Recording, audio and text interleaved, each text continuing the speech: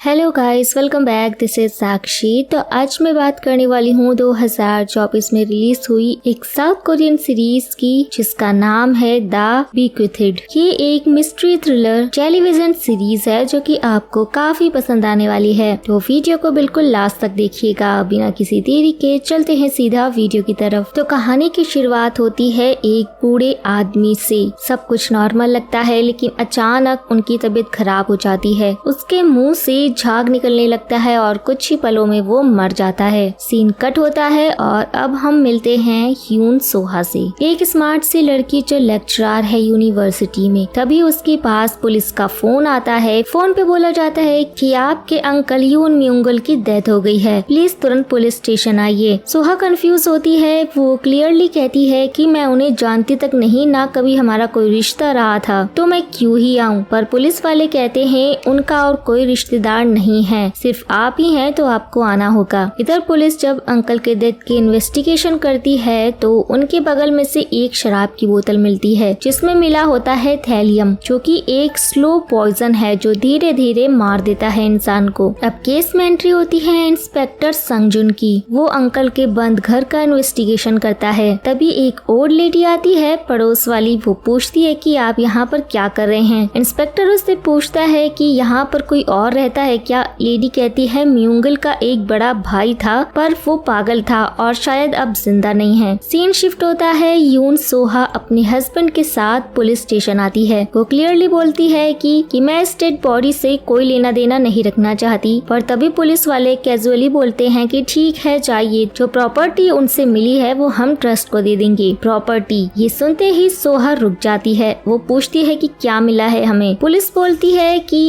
एक कब्रिस्तान और मार्केट में उसकी वैल्यू काफी हाई है। सोहा अब मान जाती है और बॉडी ले जाने के लिए रेडी हो जाती है। जैसे ही वो स्टेशन से बाहर निकलती है एक आदमी उससे मिलता है, गांव का मुखिया। वो कहता है कि आपके अंकल हमारे गांव में अच्छे इंसान थे, उनका अंतिम संस्कार हम सब मिलकर करना चाहते हैं। सोहा एग्री कर देती है। फ्यूनरल जब होता है तो एक अजीब बात होती है। गाँव वाले उदास होने की बजाय खुश दिखते हैं। इंस्पेक्टर संगजुन भी नोटिस करता है कि कुछ तो गड़बड़ है। तभी एक लड़का आता है और सोहा पे अटैक करता है। वो चिल्लाता है। वो उससे कहता है कि मैं आपका छोटा भाई हूँ, इस कब्रिस्तान पर मेरा भी हक है। पुलिस उसे पकड़ लेती है और पता चलता है कि उसका नाम है योंगो। वो सोहा का सौतेला भाई है, उसके पिता की दूसरी शादी से। अब कब्रिस्तान पे दो लोग क्लेम कर रहे हैं, सोहा और योंगो। सोहा पुलिस से कहती है कि इसे अरेस्ट करो, मुझे इससे डेंजर है। लेकिन पुलिस कहती है कि अरेस्ट नहीं कर सकते बिना किसी सबूत के, बस वार्निंग देके वो उसे छोड़ रहे हैं। फिर गांव का मुखिया सोहा को एक बिल्डर से मिलवाता है जो कब्रिस्तान खरीदना चाहता है। वो सोहा को अपना विजिटिंग कार्ड देता है और कहता है सोचिए और बताइए बेचना है या नहीं। रात होती है। सोहा अपने हस्बैंड से बात करती है कि उसके प्रोफेसर किम का बर्थडे है और उसे उम्मीद थी कि किम सर उसका नाम रेगुलर प्रोफेसर बनने के लिए रिकमेंड करेंगे, उसके प्रमोशन के लिए। पर उसे पता चलता है कि किम सर ने तो किसी और लड़की को ही रिकमेंड किया है। सोहा का दिल टूट जाता है। दूसरी तरफ इंस्पेक्टर संगजुन अपने सीनियर को रिपोर्ट करता है, लेकिन दोनों के बीच में एक पुराना झगड़ा है। पहले वो अच्छे दोस्त थे लेकिन अब बात तक नहीं करते। आखिर में इंस्पेक्टर संगजुन एक पुरानी खाली बिल्डिंग में चला जाता है जो म्यूंगिल के गांव में पड़ी है। उसे कुछ सस्पिशियस लगता है। इंस्पेक्टर संगजुन जब उस पुरानी बिल्डिंग में जाते हैं तो उन्हें वहाँ पर गोल्फ कोर्स के पोस्टर्स पड़े मिलते हैं। जैसे ही वो और अंदर जाते हैं एक जगह पे उन्हें बहुत सारा थैलियम पड़ा हुआ मिलता है। अब आपको याद ही होगा कि म्यूंगल के डेथ शराब में मिले थैलियम की वजह से ही हुई थी। ये सब देखकर चीफ तुरंत एक इमरजेंसी मीटिंग बुलवाते हैं और सबके सामने पूरा सच रख देते हैं। दरअसल बात ये है कि म्यूंगल के गांव के पास एक पहाड़ी एरिया में जो कंस्ट्रक्शन वहाँ पर गोल्फ कोर्स बनाना चाहता था, जिनकी भी जमीन वहाँ पर थी, सबने अच्छे पैसे लेकर अपनी लैंड बेच दी। सिर्फ एक आदमी ने जमीन नहीं बेची और वो था यून म्यूंगल। उसका कब्रिस्तान उसी पहाड़ी पर था और बिना उस लैंड के गोल्फ कोर्स का प्रोजेक्ट रुक गया। इस वजह से गांव वाले भी म्यूंगिल से नाराज हो गए थे। उन्हें लगता था कि अगर प्रोजेक्ट होता तो गांव का डेवलपमेंट होता। इसलिए जब म्यूंगिल की डेथ हुई तो लोग सैड होने की बजाय खुश दिख रहे थे। चीफ बताते हैं कि उस पहाड़ी पर एक बड़ी बिल्डिंग भी बनी हुई है, शायद फ्यूचर मॉल या कमर्शियल यूज के लिए। पर जब गोल्फ कोर्स ही नहीं बना तो वो बिल्डिंग भी खाली पड़ गई और शॉकिंगली उस बिल्डिंग का ओनर कोई और नहीं बल्कि गांव का मुखिया था और इसी बिल्डिंग से इंस्पेक्टर को थैलियम मिला था। मतलब मुखिया ने ही म्यूंगिल के ड्रिंक में पॉइजन मिलाया था। और जब पुलिस ने और इन्वेस्टिगेशन की तो पता चला कि ये सब आइडिया जोजो कंस्ट्रक्शन में काम करने वाले एक आदमी ने दिया था। पुलिस दोनों को अरेस्ट कर लेती है, यानी यून म्यूंगिल की मर्डर के पीछे ये दोनों लोग रिस्पॉन्सिबल थे, मुखिया और जोजो कंस्ट्रक्शन का वो आदमी। सीन अब कट होता है, हम वापस देखते हैं यून सोहा को जो अपने हस्बैंड के साथ प्रोफेसर किम की बर्थडे पार्टी से वापस आ रही होती है। वो लेडी दिल से दुखी होती है क्योंकि उसे प्रमोशन नहीं मिला और किसी और को प्रोफेसर बनने का चांस मिल गया। पर इस वक्त उसका हस्बैंड उसे सपोर्ट करने के बजाय ताने मारने लगता है कि तुम कभी प्रोफेसर बन ही नहीं पाओगी, तुम हमेशा एक कॉन्ट्रैक्ट लेक्चरर ही बनकर रह जाओगी। ये बात सोहा को चुभ जाती है, दोनों के बीच में झगड़ा हो जाता है और गुस्से में सोहा उसे रात के अंधेरे में ही अकेले छोड़ के खुद घर निकल जाती है। सीन शिफ्ट होता है, उसका हस्बैंड रात के अंधेरे में एक सोने से रोड पे अकेला चल रहा होता है। तभी उसे लगता है कि कोई उसके पीछे है। वो जैसे ही पलट के देखता है किसी ने उस पर गन तान दी होती है। एक गोली चलने की आवाज सुनाई देती है। सीन कट हो जाता है। अगले सुबह एक आदमी को एक बर्फ से जमे हुए रिवर के पास डेड बॉडी मिलती है और वो कोई और नहीं सोहा के पति की बॉडी थी। पुलिस यहाँ पे सोहा को स्टेशन बुलाती है और कहती है कि आपके पति का कल रात को मर्डर हुआ, उन्हें गोली मारी गई थी। सोहा शॉक में चली जाती है। एक पुलिस ऑफिसर पूछता है कि कल तो आप दोनों पार्टी में थे, तो आपके हस्बैंड आधी रात को अकेली रोड पर क्या कर रहे थे? सोहा बताती है कि हमारे बीच झगड़ा हो गया था तो मैं उन्हें रास्ते में ही उतार कर वहाँ से गाड़ी लेकर घर चली गई थी। फिर वो पुलिस से कहती है कि आप मुझ पे शक तो नहीं कर रहे हो, आपने मेरे सौतेले भाई से पूछताछ की? पुलिस कहती है कि हाँ, उससे पूछताछ हुई है, पर उस वक्त तो वो किसी और जगह पर था, ये कंफर्म हो चुका है। सोहा कुछ नहीं कहती और चुपचाप स्टेशन से चली जाती है। वो अपने पति के लिए एक शोक सभा ऑर्गेनाइज करती है। वहाँ एक आदमी आता है, एक प्राइवेट डिटेक्टिव। उसने सोहा के लिए काम किया था। एक्चुअली सोहा को अपने हस्बैंड पर डाउट था, इसलिए उसने डिटेक्टिव हायर किया था और उस डिटेक्टिव ने कंफर्म किया था कि उसका हस्बैंड किसी और लड़की के साथ अफेयर में है। फिर डिटेक्टिव सोहा से कहता है कि मेरे एक दोस्त के पास सिटी के बीच में एक बड़ी बिल्डिंग है, वो उसे बेचना चाहते हैं क्योंकि उनकी बेटी की शादी है और वो दामाद के लिए क्लिनिक खोलना चाहते हैं। आप उससे मिल लीजिए, वैसे भी आप उस कब्रिस्तान का क्या ही करेंगी। सोहा एग्री कर जाती है उस आदमी से मिलने के लिए। तभी पुलिस को क्राइम स्पॉट से एक बुलेट शेल, खाली गोली का कवर मिलता है जिसके ऊपर मैन्युफैक्चरिंग डेट लिखी होती है और यहीं से इन्वेस्टिगेशन का अगला क्लू मिलता है। उससे पुलिस को समझ आ जाता है कि ये गन काफी पुरानी होगी और तभी एक पॉसिबिलिटी पुलिस के सामने खुलती है कि क्या वो गन सोहा के पिता की थी। इसी बीच सोहा जाती है उस बिल्डिंग के ओनर से मिलने, जिससे वो नई जिंदगी की शुरुआत करने का सोच रही होती है। बिल्डिंग का मालिक बड़ा ही शांत और समझदार दिखता है। वो सोहा से कहता है कि मैं चाहता हूँ कि ये बिल्डिंग किसी रिस्पॉन्सिबल और पढ़े लिखे इंसान के पास हो, आप परफेक्ट हैं, प्लीज इसे जल्दी ले लीजिए। सोहा थोड़ा रुक कर कहती है कि दरअसल मेरी लाइफ अभी थोड़ी मेसी है, मेरा एक सौतेला भाई है योंगो, वो कब्रिस्तान की विरासत में हिस्सा मांग रहा है, पहले ये मैटर सॉल्व हो जाए फिर मैं इस बिल्डिंग के बारे में सोचूंगी। वो आदमी जरा सा मुस्कुराकर कहता है कि अगर आपका भाई ज्यादा परेशान करे तो बताइए, हम उसे प्यार से समझा देंगे। सोहा थोड़ा कंफ्यूज होती है, फिर वो वहाँ से निकल जाती है। जब सोहा घर पहुँचती है तो उसका दिल एकदम से रुक जाता है। वो शॉक हो जाती है क्योंकि उसके घर के दरवाजे पर खून के छींटे लगे हुए थे और उनसे कुछ अजीब सा सिंबल बनाया गया होता है। वो तुरंत पुलिस को कॉल करती है। सीसीटीवी फुटेज चेक होती है और पुलिस देखती है कि जब सोहा घर पे नहीं थी तब उससे मिलने के लिए योंगो आया था। पुलिस अब उस पर डाउट करने लगती है। सोहा बार बार कहती है कि योंगो ने ही मेरे हस्बैंड का मर्डर किया है, मेरे पिता के पास एक हंटिंग गन थी और आपने ही कहा था कि मर्डर उसी टाइप की गन से हुआ है। एक पुलिस वाला पूछता है कि ये गन आपके पिता के पास कब से थी? सोहा कहती है कि जब मैं छोटी थी तब से ये गन उनके पास थी, मैंने देखा था। योंगो को पूछताछ के लिए बुलाया जाता है। पुलिस उससे पूछती है कि तुमने अपनी बहन के घर के गेट पर ब्लड से क्या बनाया था? योंगो कहता है कि मैंने एक टोटका किया था, अगर मेरी बहन पे किसी बुरी आत्मा का साया है तो वो निकल जाए। पुलिस पूछती है कि और वो खून? योंगो बताता है कि वो तो एक मुर्गे का था, ह्यूमन ब्लड नहीं था। मैं तांत्रिक नहीं हूँ लेकिन एक बाबा के साथ काम किया है कुछ साल, वहीं से सीखा है ये सब। फिर पुलिस उससे पूछती है क्या उसके पास वो गन है जो उसके पिता के पास थी।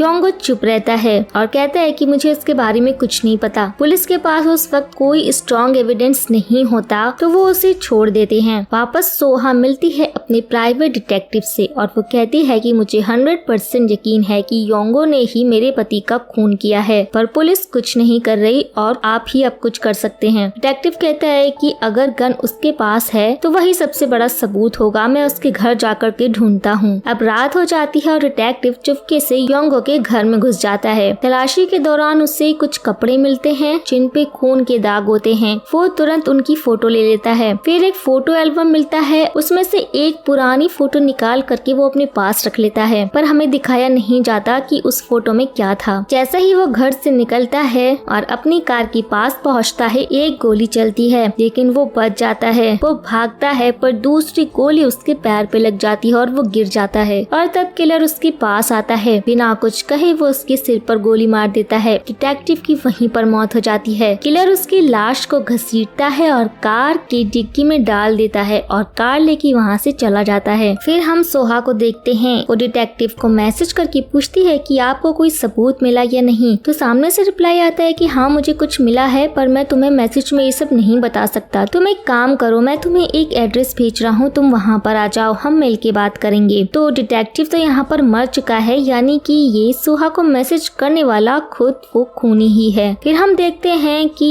सोहा तुरंत गाड़ी लेके उस एड्रेस की तरफ निकल पड़ती है और दूसरी तरफ योंगो भी कार लेकर घर से निकल जाता है। दरअसल एक पुलिस वाला योंगो के ऊपर नजर रख रहा था, वो उसका पीछा करने लगता है और हम देखते हैं कि योंगो सोहा के पास जाता है और उसे उसकी गाड़ी को रोकने के लिए कहता है, पर सोहा अपनी गाड़ी को नहीं रोकती। योंगो उसकी कार सोहा की कार के सामने ले आता है, फिर मजबूरन उसको गाड़ी रोकनी पड़ती है और योंगो गाड़ी से उतर के सोहा के पास जाता है और चिल्ला चिल्ला के कहता है कि प्लीज तुम उस कब्रिस्तान को छोड़ दो, वो सिर्फ मेरा है, अगर तुम उस कब्रिस्तान के पीछे पड़ोगी तो तुम्हारी जान जा सकती है। तभी वहाँ पे पुलिस वाला आ जाता है जो उसका पीछा कर रहा था, फिर वो उसे पकड़ के पुलिस स्टेशन ले जाता है। डिटेक्टिव ने जो एड्रेस दिया था उस एड्रेस को वेरीफाई करने के लिए पुलिस वाला वहाँ पे जाता है, तो उसे वहाँ पे उस डिटेक्टिव की जली हुई लाश मिलती है। फिर पुलिस जब सोहा को इसके बारे में बताती है तो ये सुन के उसे बहुत बुरा लगता है, क्योंकि उसी ने डिटेक्टिव को सबूत लाने के लिए भेजा था। फिर पुलिस वाला सोहा को कहता है कि आपने डिटेक्टिव हायर क्यों किया, हम तो इन्वेस्टिगेशन कर रहे हैं ना। सोहा कहती है कि आप तो योंगो को अरेस्ट ही नहीं कर रहे हैं, आपको तो उसके खिलाफ कोई सबूत ही नहीं मिल रहे, बस उसी सबूत को ढूंढने के लिए मैंने उसे हायर किया था। दूसरी तरफ पुलिस चीफ योंगो से पूछते हैं कि तुम अपनी बहन के पीछे क्यों पड़े हो, तो वो कहता है कि मुझे लगता है कि मेरी बहन खतरे में है, वो कब्रिस्तान मेरी बहन की एनर्जी को खींच रहा है। फिर चीफ कहते हैं कि मुझे पता है कि ये सारे खून तुमने ही किए हैं, पता उस बंदूक को कहाँ छुपा कर रखा है, बस एक कब्रिस्तान के लिए कितने और लोगों को मरना पड़ेगा। तो योंगो कहता है कि मैंने किसी को नहीं मारा है। अब तो चीफ को भी ये शक होने लगता है कि ये सारे खून इसी ने किए हैं। फिर वो सबूत की तलाश में योंगो के घर जाता है और अच्छे से तलाशी लेता है। उसे वो गन चाहिए थी जिससे वो सबको मार रहा है, पर बहुत अच्छे से तलाशी लेने के बाद भी उसे वहाँ पे ऐसा कुछ नहीं मिलता जिससे वो योंगो को खूनी साबित कर सके। फिर योंगो के खिलाफ कोई भी सबूत ना मिलने के कारण मजबूरन उसे छोड़ना पड़ता है और हम देखते हैं कि एक रात योंगो अपनी कार से कहीं पर जा रहा होता है, तभी अचानक से कुछ लोग आते हैं और उसे किडनैप करके अपने साथ ले जाते हैं। अब एक बंदा योंगो को कहता है कि इस कागज पर बस एक साइन कर दो, फिर हम तुम्हें जाने देंगे, और हाँ उस कब्रिस्तान को अपने दिमाग से निकाल दो। फिर हम एक फ्लैशबैक में देखते हैं जब पुलिस फिर से योंगो को छोड़ देती है तो सोहा उस बिल्डिंग के मालिक से मिलने गई थी और वो उनसे कहती है कि ये मामला कुछ ज्यादा ही लंबा चल रहा है, पुलिस को योंगो के खिलाफ कोई भी सबूत नहीं मिल रहे हैं और ऐसे में मेरे सौतेले भाई के साथ उस कब्रिस्तान को लेके जो डिस्ट्रीब्यूट चल रहा है वो और लंबा चलेगा, तो मुझे नहीं लगता कि मैं आपकी ये बिल्डिंग को खरीद पाऊंगी। पर तभी बिल्डिंग का मालिक कहता है कि अगर आप मुझे कहेंगे तो मैं उसे डरा धमका के पूरा का पूरा कब्रिस्तान आपके नाम पर करा सकता हूँ। दरअसल सोहा योंगो से बहुत तंग आ चुकी थी, इसलिए वो उसकी बात पर राजी हो जाती है। फिर हम प्रेजेंट में देखते हैं कि जब योंगो को साइन करने के लिए कहा जाता है तो वो मना कर देता है और उल्टा उन गुंडों के साथ वो हाथापाई करता है और यहाँ से बच के भागने के लिए खिड़की से कूद जाता है और नीचे एक कार के ऊपर गिरता है। वो बहुत ही घायल हो जाता है और हम देखते हैं कि नीचे उस बिल्डिंग का मालिक खड़ा हुआ होता है। योंगो उससे मदद मांगता है पर वो उसकी मदद नहीं करता, तो वो समझ जाता है कि ये भी उनके साथ मिला हुआ है। फिर वो बिल्डिंग का मालिक सोहा को कॉल करता है और कहता है कि प्लान में थोड़ा सा चेंज है, ये आपके सौतेले भाई की हालत अभी बुरी है और उसने मेरा चेहरा देख लिया है, अब तो मुझे उसे ठिकाने लगाना ही पड़ेगा, आप टेंशन मत लीजिए, मैं सब कुछ संभाल लूंगा। ये सुनने के बाद सोहा डर जाती है, वो उसको जान से नहीं मारना चाहती थी थी। फोन ऐसा करने से मना करती है, लेकिन वो लोग उसकी बात नहीं सुनते और कॉल कट कर देते हैं। दूसरी तरफ हम संगजन को देखते हैं जो कि पुलिस चीफ से कहते हैं कि सर मुझे लग रहा है जरूर ये सभी मर्डर्स का लिंक उस कब्रिस्तान से जुड़ा हुआ है, क्योंकि म्यूंगिल की मौत के बाद ही ये सभी मर्डर्स होना शुरू हुए हैं। हमें म्यूंगिल के बारे में थोड़ा डिटेल्स में पता करना पड़ेगा। तो पुलिस चीफ कहते हैं कि हमें पूछताछ के दौरान एक फैमिली मिली थी। म्यूंगिल के पेरेंट्स जहाँ पर रहते थे ये लोग भी वहीं पर रहते थे। वो लोग म्यूंगिल की फैमिली के बारे में बहुत कुछ जानते हैं। संगजन और चीफ उस फैमिली से मिलने जाते हैं और म्यूंगिल के परिवार के बारे में पूछते हैं। तो वो बताते हैं कि म्यूंगिल का एक बड़ा भाई था और एक छोटी बहन थी, पर बड़ा भाई अपनी बहन को बहुत ज्यादा प्यार करता था। जो भी उसकी बहन को चिढ़ाता था वो उससे बहुत मारता था। फिर वो लोग बड़े हो जाते हैं और अचानक से एक दिन म्यूंगिल का बड़ा भाई और छोटी बहन घर से भाग जाते हैं, कहीं दूर जाके एक दूसरे के साथ रहने लगते हैं। तो ये सुनने के बाद संगजन कहते हैं कि तो इसमें गलत क्या है, दोनों भाई बहन अकेले नहीं रह सकते क्या? तो वो बताती है कि कोई भला अपनी बहन के साथ रहने के लिए अपनी पत्नी और बेटी को छोड़ कर के क्यों जाएगा। और फिर कुछ लोगों ने तो उन दोनों को एक छोटे लड़के के साथ भी देखा था, वो जरूर उन्हीं का बच्चा होगा और इसीलिए ये दोनों सबसे छुपके रह रहे थे। म्यूंगिल की छोटी बहन चाहती थी कि उसके बेटे को समाज नाजायज औलाद ना कहे, इसलिए वो उसके बेटे को एक गुरु माँ के पास छोड़ के उसकी जिंदगी से हमेशा के लिए गायब हो जाती है। फिर संगजन कहते हैं कि आपने थोड़ी देर पहले कहा था कि म्यूंगिल की छोटी बहन को कुछ बच्चे चिढ़ाते थे, क्या आप हमें बता सकते हो कि वो लोग आखिर उसे क्यों चिढ़ाते थे? तो वो कहते हैं कि दरअसल उसके ऊपर वाले होठ जन्म से ही कटा हुआ था और इलाज कराने में देरी होने के कारण बच्चे उसे चिढ़ा रहे थे। तो यहाँ पर आता है इस सीरीज का सबसे बड़ा ट्विस्ट। संगजन को याद आता है कि जब वो म्यूंगिल के घर गया था तभी वहाँ पर एक ओल्ड लेडी आई थी और उसके ऊपर वाले होठ में कट का निशान था, यानी कि गाइस वो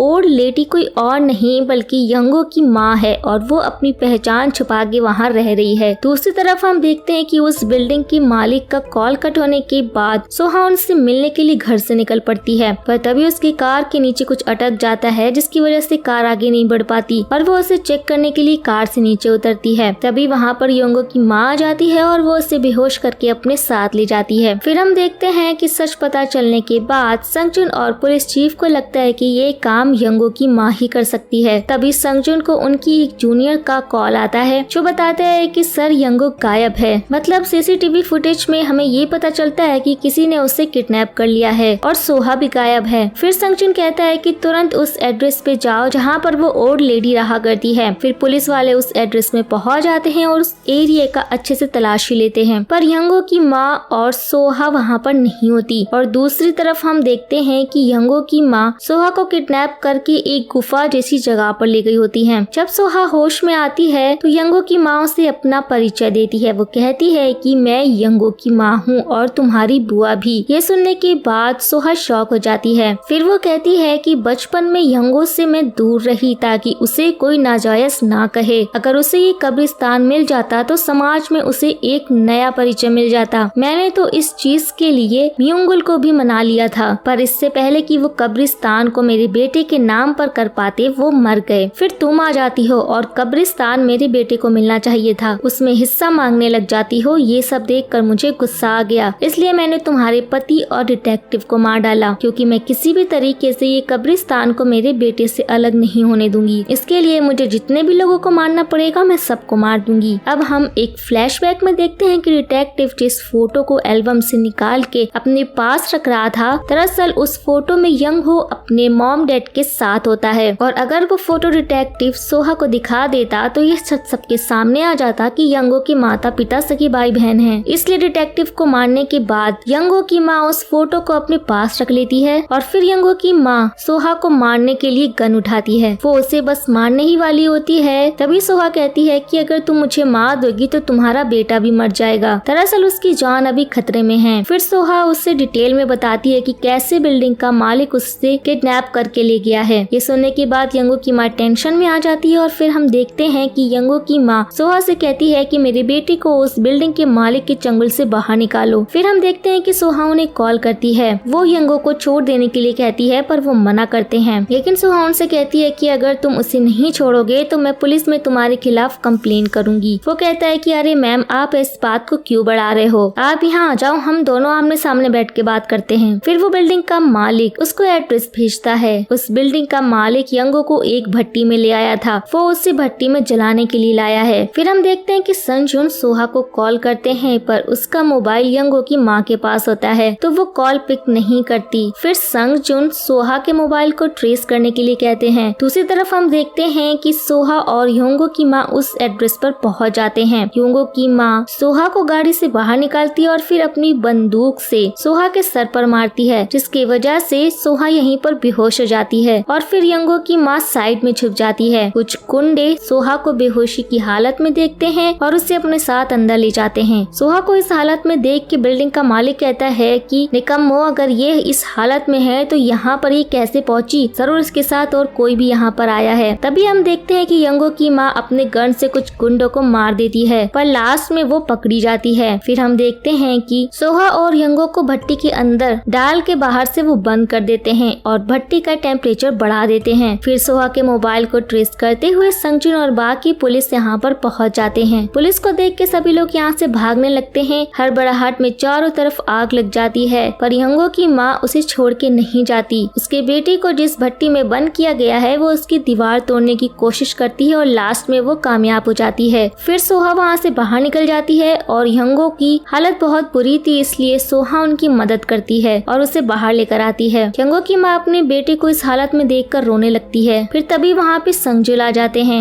योंगो की माँ को वो अरेस्ट करना चाहते हैं, लेकिन अगर वो अरेस्ट हो गई तो सबको पता चल जाएगा कि योंगो एक नाजायज औलाद है, इसलिए उसकी माँ ये बिल्कुल भी नहीं चाहती थी समाज को इसके बारे में कुछ भी पता चले, इसलिए वो खुद ही आग के अंदर चली जाती है और जल के मर जाती है। फिर हम देखते हैं कि उस बिल्डिंग के मालिक को भी अरेस्ट कर लिया जाता है और इसी के साथ ये सीरीज यहीं पर एंड हो जाती है। सो गाइस, आपको वीडियो कैसा लगा हमें कमेंट करके जरूर बताइएगा। वीडियो को लाइक और चैनल को सब्सक्राइब करना बिल्कुल भी ना भूले। अब हम मिलते हैं नेक्स्ट वीडियो में, तब तक के लिए take care and tata bye bye.